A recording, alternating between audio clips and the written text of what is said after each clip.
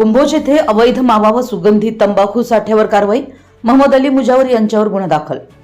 हातकणंगले तालुक्यातील कुंभोज गावच्या हद्दीत अवैधरित्या मावा व सुगंधी तंबाखू तयार करून विक्रीसाठी साठवणूक केल्याप्रकरणी हातकणंगले पोलिसांनी कारवाई केली आहे। या प्रकरणी मोहम्मद अली युनुस मुजावर वय 35 व्यवसाय चालक राहणार मुजावर गल्ली कुंभोज याच्या विरोधात गुन्हा दाखल करण्यात आला आहे। ही कारवाई 20 जानेवारी 2026 रोजी सकाळी 8:30च्या सुमारास कुंभोज ते हातकणंगले रस्त्यालगत असलेल्या भारत पेट्रोल पंपासमोर फिरोज पान शॉपच्या आडोशास करण्यात आली आहे। पोलिसांनी केलेल्या तपासात आरोपीकडे विनापरवाना व अवैधरित्या मावा तयार करून विक्रीसाठी साठवणूक केल्याचे आढळून आले। या कारवाई दरम्यान पोलिसांनी 120 मावा पुड्या, मावा तयार करण्यासाठी वापरण्यात येणारी 10 किलो सुगंधी तंबाखू मिश्रित सुपारी, सुगंधी पत्तीचे बॉक्स तसेच इलेक्ट्रिक मिक्सर ग्राइंडर असे एकूण 21,200 रुपयांचा मुद्देमाल जप्त केलाय। जप्त केलेल्या मालावर कोणतेही वैधानिक लेबल अथवा आरोग्यविषयक इशारे नसल्याचं पोलीस तपासात स्पष्ट झालंय।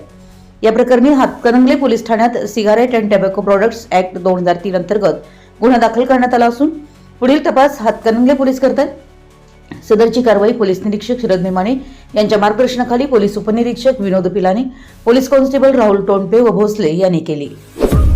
आपल्या परिसरातील महत्त्वाच्या बातम्या पाहण्यासाठी आमच्या नवसंकेत न्यूज चॅनलला YouTube वर सबस्क्राइब करा आणि बेल आयकॉन प्रेस करा।